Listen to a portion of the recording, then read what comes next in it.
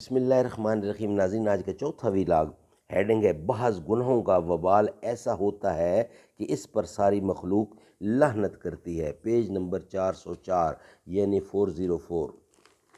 ناظرین، قرآن کریم کا ترجمہ، تشریح اور تفسیر آپ کے سامنے پیش کی جا رہی ہے۔ کتاب کا نام ہے موارف القرآن، جلد اول، سورۃ الفاتح سے لے کر سورۃ البقرہ، پارہ اول تا پارہ تیسرا رکوع 8واں۔ رائٹر اس کتاب کے ہیں مفتی اعظم پاکستان حضرت مولانا مفتی محمد شفیع صاحب رحمۃ اللہ علیہ۔ بسم اللہ الرحمن الرحیم۔ الحمدللہ وکفی وسلام علی عبادہ الذین اصطفی۔ قال النبی صلی اللہ علیہ وسلم خیرکم من تعلم القرآن وعلمہ۔ یہ کائنات ابھی ناتمام ہے شاہد کہ آ رہی ہے دما دم صدائے کن فیکون۔ یقین ہو تو رگ سنگ بھی ہے موج شراب، یقین نہ ہو تو سمندر بھی قطرہ شبنم۔ بعض گناہوں کا وبال ایسا ہوتا ہے کہ اس پر ساری مخلوق لعنت کرتی ہے۔ وَيَلْعَنَهُمُ اللَّهُ وَيَلْعَنَهُمُ اللَّائِنُونَ۔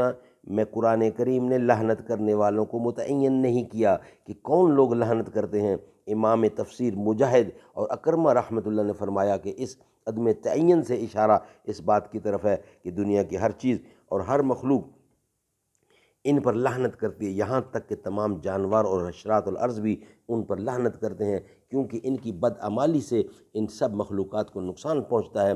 حضرت براء بن عازب کی حدیث سے اس کی تائید ہوتی ہے، جس میں رسول اللہ نے فرمایا کہ اللہ سے مراد تمام زمین پر چلنے والے جانور ہیں۔ سبحان اللہ، سبحان اللہ۔ اللہ کا نبی ایک ایک چیز بتا رہا ہے۔ ناظرین، 4 ویلاگ ہمارے کمپلیٹ ہوئے، 5واں ویلاگ آپ کے سامنے پیش کرنے جا رہے ہیں۔